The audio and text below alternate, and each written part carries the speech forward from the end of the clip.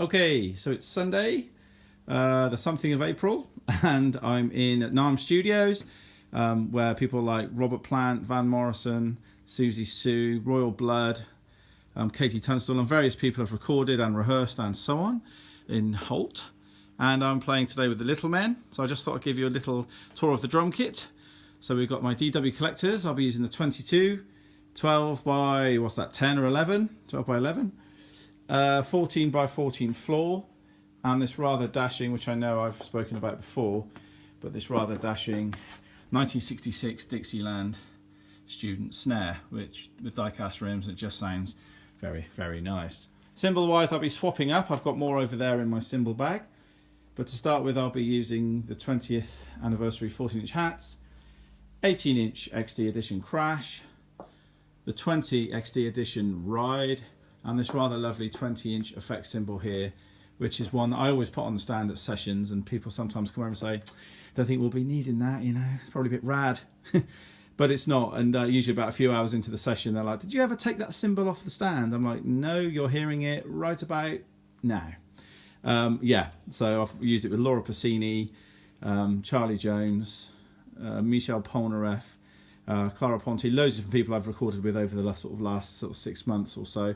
Little percussion box here full of various tams, cheap ones, the one that everyone likes to take the mick out of me for, which is my son's, which is just great, sat on top of cymbals and hi-hats and stuff, and various other ones up to my Prince cymbal one, of course, and shakers and things. 16-inch floor tom, just in case I need that bit of extra low end.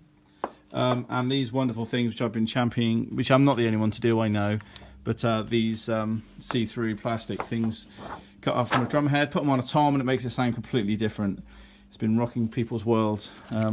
Rick Simpson, Coldplay, and Jay-Z, and Kasabian, and various other people, he loved the idea. He called it the Rob Bryan douche snare. Hopefully he was calling that a douche and not me, hopefully. Hardcase, of course, the lads there getting me there in style.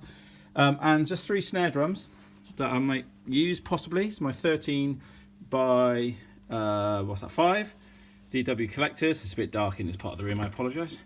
Sling & Land student model aluminium snare drum, which is very much like an acrylite, but actually I prefer to an acrylite. It's not better, it's just I prefer it. Gives me more of a nasty cank sound than acrylite. And my DW collectors 14 by 7 and a bit, which is the actual douche snare drum that I used on the Laura Pausini tracks on the album Fatti Sentir. I'm not sure if that's how you pronounce it in Italian or in English or any other language, but it's doing rather well. It's gone gold and selling lots around Europe.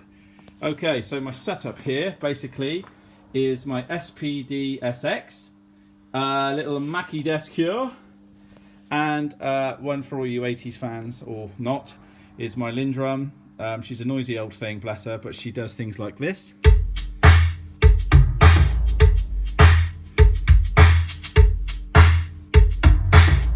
Sounds rather sweet, and we use that on 1 or 2 tracks. And of course what I do is any sounds from this, I'll put into my SPD-SX in case one day my Lindrum doesn't want to work, and that has happened on a few festivals last year, bless her. But I carry around a nice big case built by Andy Maggs, who's our bass player, which is just sort of there somewhere, which looks after it nicely, so she's always well protected. But I've got 2 of those bad boys just in case one of them does decide to stop working.